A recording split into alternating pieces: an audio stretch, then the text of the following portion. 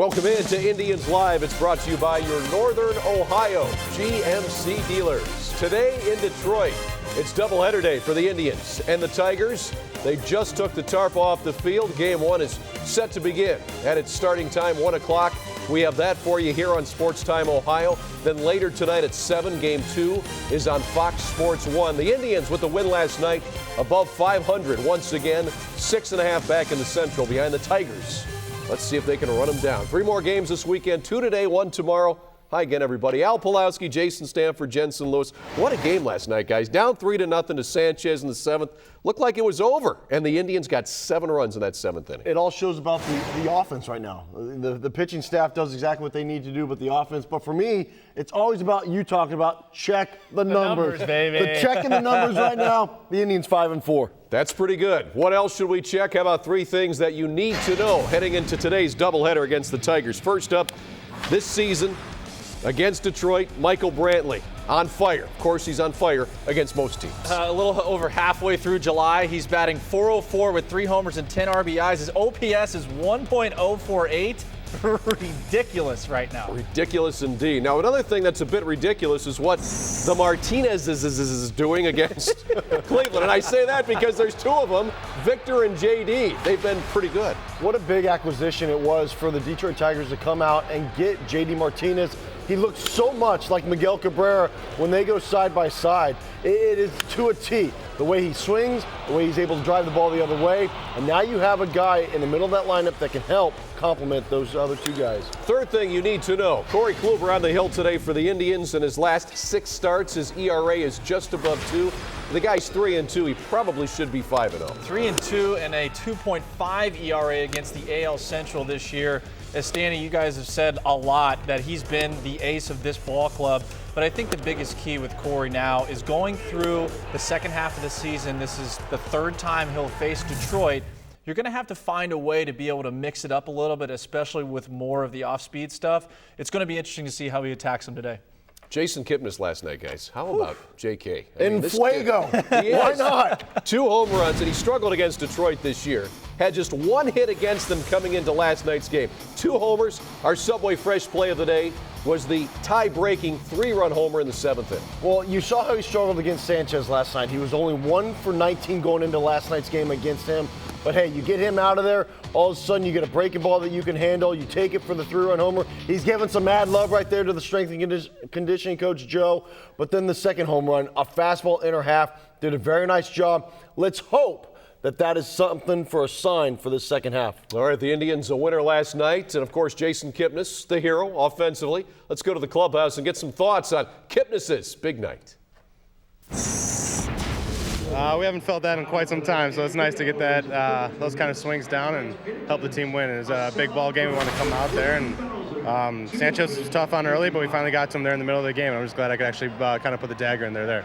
I mean, Kip's probably hitting 260, and, I think that he's such a good player that even when he's not swinging great, he has a presence at the plate, and he's going to battle.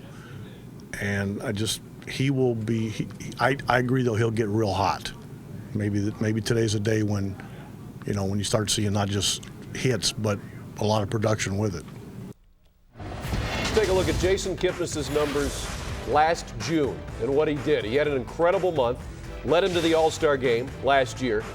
Kipnis is the type of guy that when he gets hot, he can carry an offense. Well, I think the dynamic position he's in now of being the leadoff hitter, we haven't seen a guy with this amount of power since Shin-Soo Choo. And to be able to have that kind of a guy to jumpstart your offense in the absence of Michael Bourn, that's huge, especially against Detroit, where you're going to need to get out ahead, especially on the road. And, Jay, we talk about it all the time.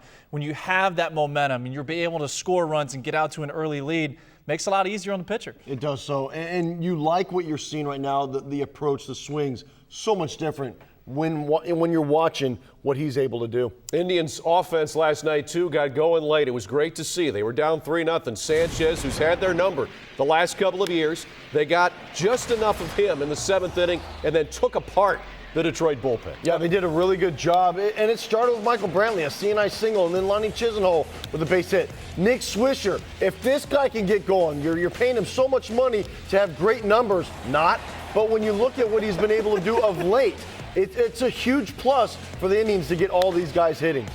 And when the offense goes like this, too, when you know it can come alive late, that gives you that hope. Even though when you're down 2 runs, 3 runs, you're past the 5th or 6th inning, you know you can still come back because this team has done it. Well, not only late, but getting big RBIs with 2 outs, especially on the road. Kip with the 3-run homer, Cabby following up with a big solo job, extend and escape, and that's what they've done. They've always been able to score late, but this year has just been ridiculous.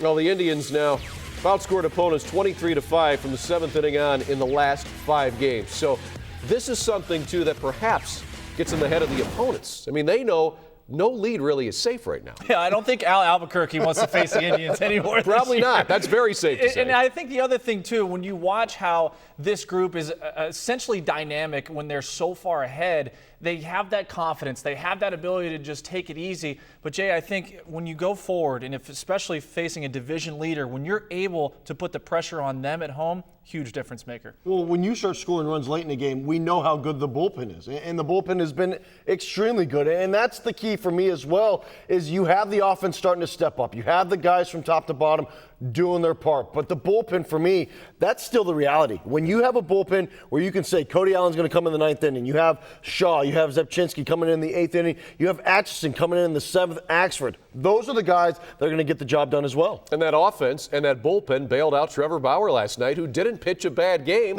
He got his win, his first ever win on the road, 6 innings, 3 runs. That's a quality start, but thanks to the late inning heroics, he gets a notch in the W column. I talked about it on the pregame show yesterday, maturity through adversity, and I think that's the coming-of-age moment, especially on the road, you saw from Trevor Bauer last night. He had every chance to be able to give in, especially behind, against the best lineup, arguably, in baseball right now. But I think what he did, and he's shown this the past couple starts, using his ability to locate fastballs late in the game, 2nd, 3rd, 4th time through the order, to get to that breaking ball, Stanny, he's been so good with it. And it showed last night. Well, what I enjoyed watching last night, he did not have a good breaking ball. It was staying up in the zone. It was flat. But he was able to just kind of bob and weave. Right. You know, and be able to, especially against that lineup, is when you're looking at it. The middle of that lineup is so good. And for me, also watching the adversity that he was able to overcome late in the game. And when you're able to do that as a starter and stay in there and keep your team in it, that makes a big difference. All right, that's the former Indians pitcher's thoughts on Trevor Bauer. What do the current guys think? Let's go back to the clubhouse. Yeah, I've always battled like that. I'm usually able to find a way to navigate through things. It's very rare that a start spirals out of control for me. So, you know, I'll take it on a night that I don't feel good, you know, for sure, especially, you know, go 6 innings and 3 runs and the team comes up huge in the 7th like that. It's good. And he's been doing that. You know, I mean, I didn't think tonight he had his best breaking ball. Thought he got to 2 strikes quite a few times and didn't really have something to put him away, or they fouled it off or, you know, got a base hit, but he still competes and kept us in the game. Now that Trevor Bauer has his mechanics correct, or much more correct at least than last year, you got to love the way this kid does compete and the way he keeps the team in the game. Yeah, it's essential now, I think, with this rotation going forward. And you think about what things are at where they were at the beginning of the year with Danny Salazar being counted on so much. He's in AAA now. Trevor Bauer gets that chance. We talk about it all the time. When you give guys opportunities, he's run with it, and he's going to be a difference maker down the stretch. Well, and that's all you can ask for, is a guy that is given the chance, that has the stuff that he possesses and is able to just go about it the right way. I love watching him pitch. I love how he loves to break down other guys. He's even trying to learn another pitch that Kluber has. But when you put 2 guys back-to-back like this and you say, all right, Trevor, you've got the first game. Hey, Corey, you've got the second game. Let's run with it. Now you can compete with the Detroit Tigers. You can compete with the Oakland A's. You can compete with these guys at the top of the echelon of teams. Yeah, definitely a big doubleheader day today in Detroit, Michigan. Game 1 gets underway at 1. Still plenty to come here on Indians Live. Up next, the Indians Kids Camps. These are a lot of fun. We give you an inside look at what happens at one of these. It is coming up next. You won't want to miss it.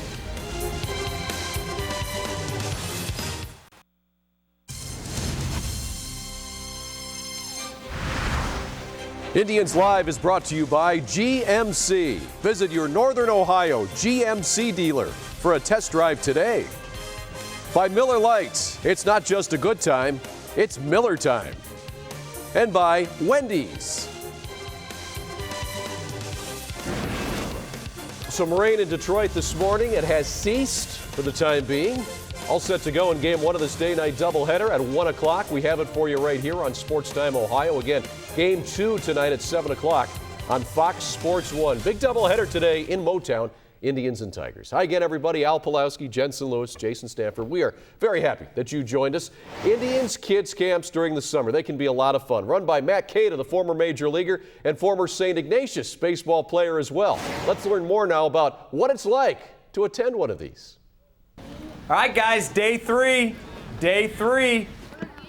Ball at your belly button. Big step back towards the catcher. Feet together. Booty back. Knob to knee. Go. Good. Go. Nice. More bow and arrow next time. That a boy. Go. That a boy. From day one, we put the philosophy of controlling the three things that you can control, and that's the ACE mentality. A for attitude, C for concentration, E for effort. Go get it, run hard. Keep going, run hard, get underneath. Oh yeah, sweet. No matter what your skill level, you're gonna have a good foundation and a good framework of here's just the things that I need to be working on. Here's some guidelines, and then after that, it's just a matter of just doing it and repeating it, over and over again. I wish I could be like Bob Feller. I wish I could be like him. You wish you could be like him?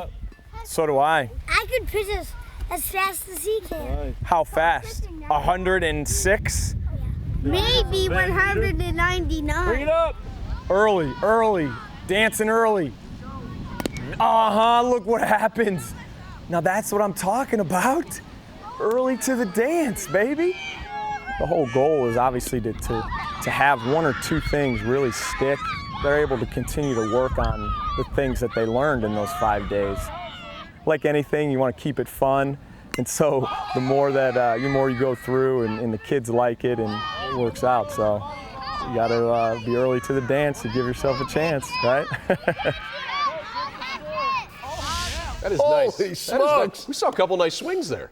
Better than you. Well, Way better than you. Way better than you. I know. I'm an easy target. Indians.com is the place to go to learn more about these camps. Maybe you guys could go and learn a little something. At Hey, least Matt how to Cato- hit. He could definitely help you hit Matt it. Cato, former Vandy guy, you saw that he's teaching it well. Never a You doubt. and the Vandy guys. Believe it. Speaking of About Vandy guys, Vandy's. there's one going today in Detroit. That's He right. was gonna get This is the lit one up. time I'll root against him. The one time Okay. I'll root against him. All right, so a Lightning Vandy guy's going today in Detroit. A Cleveland guy is going, because that's what Corey is, right? He's a Cleveland guy. More about Kluber Lang coming up next. Plus, we'll talk about the Vandy guy as well. We have to. Lewis is here. Stay tuned. But first, this day in Indians history brought to you by your Northern Ohio GMC dealers. We go back to 1974. Dick Bosman no-hit the A's 4-0 at Municipal Stadium. The only A's base runner reached on a Bosman throwing error, making him the only pitcher in Major League history to miss out on a perfect game because of his own error.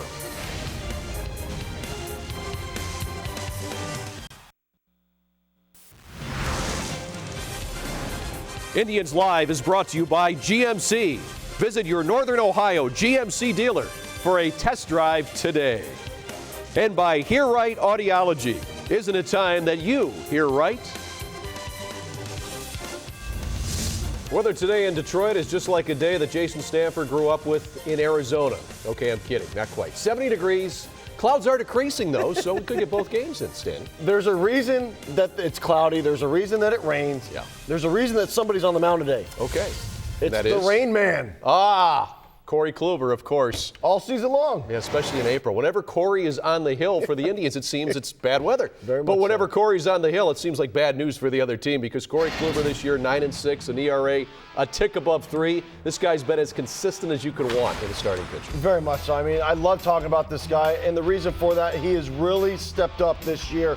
Carryover from last year. Guy's done a great job. First pitch strikes, the breaking ball, the cutter. Difference maker right now. I think for me, it's establishing the inside corner. We all remember when he lit up Miggy back in that series when it was here at Progressive Field. And that's the thing I think has made the difference for him, and we talk about it all the time. That cutter has been amazing. He's afraid of no one. Really, I think fearless is a great way to describe him. And if you look at these numbers, it bears out that consistency. Well, this is what you look for in the guy that